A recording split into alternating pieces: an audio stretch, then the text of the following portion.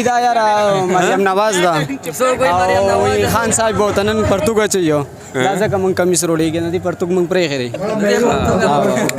هغه وروره زه جي د چارباغ یم تورنزو چارباغ یم تورنګدو چارباغ د دې مقصد څه دی د دې کمیس راوړلو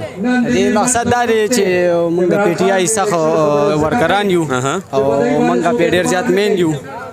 دې سره د پی ټي آی څه تعلق دی دا خو بس زمونږ دې سره خو د پی ټي آی څه مقصد نشته ځکه چې دا خو د نظر نه بچ کېږه څنګه نظر نه بچ کوم بس موږ هغه کار کوو چې چا نه نه دا خو مخکې زمیندارانو په پټو کې لګول چې قرغان دي تختی دلته تاسو لپاره راوړی دی دی وی دا یاره مریم نواز ده